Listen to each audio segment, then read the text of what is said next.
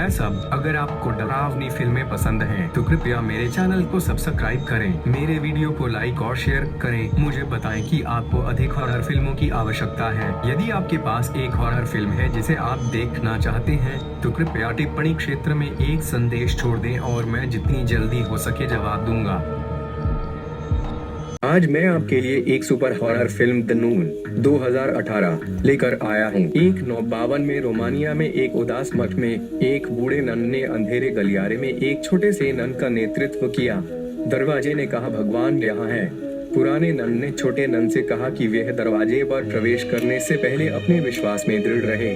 एक पल के लिए पुराने नन को इसे लेना चाहिए। उसने खून से रेंग लिया और छोटी नन को चाबी दी। उसे बताया कि बुरी आत्मा जीवित व्यक्ति से जुड़ी होगी और बुरी आत्मा को सफल नहीं होने देगी। नन को बुरी आत्मा द्वारा कदम से कदम मिलाया गया और छोटी नन ने इमारत से कूदकर आत्महत्या कर ली। नन की आत्महत्या एक बहुत बड़ा अपराध है। पुलिस ने पुजारी को मामले की सच्चाई की जांच करने के लिए भेजा।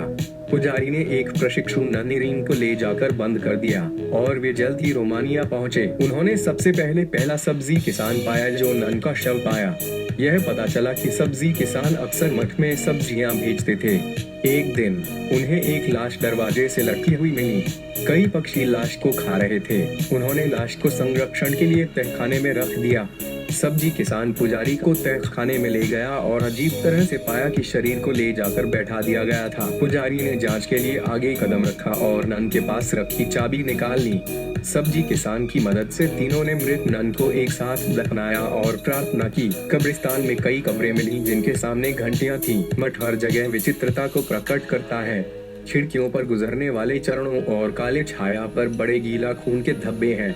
पुजारी ने महसूस किया कि नन की मौत का कारण मठ से संबंधित था। मठ के एक पुराने नन ने परिचय दिया कि सभी नन प्रार्थना कर रहे थे और अगले दिन तक उनकी जांच नहीं की जा सकती थी। शाम को सड़क पर नन की बुरी आत्माओं से सब्जी उत्पादक पर हमला किया गया था। भोजन के बाद पुजारी और आरीन ने उनकी कहानियों के बारे में बात की।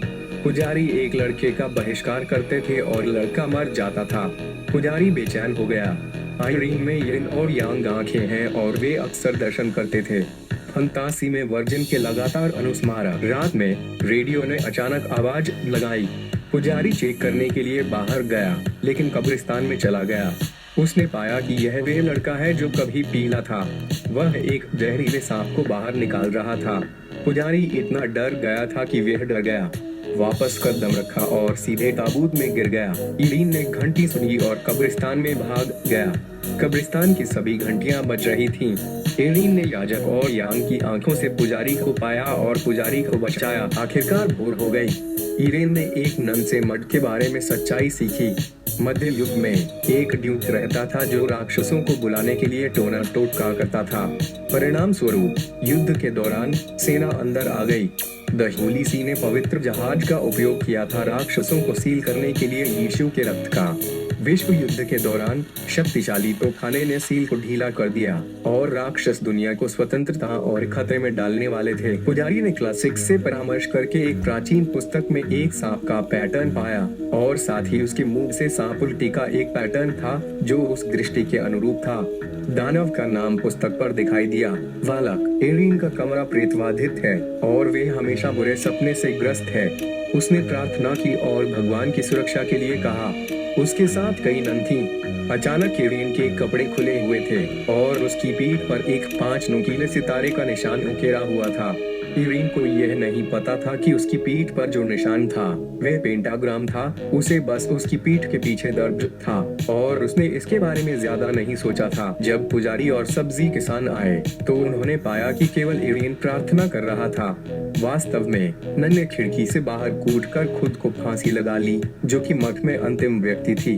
बहुत पहले मिल गया होता। तीनों ने शैतान के साथ एक निर्णायक लड़ाई शुरू करने का फैसला किया। इरेने ने वर्जिन के मार्गदर्शन का पालन किया। एक चाबी के साथ छिपे हुए लॉक को खोला और उस पवित्र वस्तु को पाया जिसने शैतान को सील कर दिया था, यीशु का रक्त। गुप्त कक्ष में प्रवेश करने के बाद तीनों लोग चले गए। इरेना पेंटाग्राम सरणी के लिए नेतृत्व किया गया था।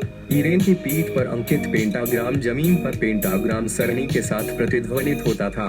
इरेन ने पैटर्न को बहुत पीछे देखा। उन्हें महसूस हुआ कि उन्होंने मारा गया। उसके शरीर पर भूत नन चढ़ गई। वह शैतान द्वारा चुना गया एक बन गया। पुजारी को नकाबपोश भूत ननों के एक समूह द्वारा घेर लिया गया था और सांप थूकने वाला लड़का फिर से प्रकट हुआ।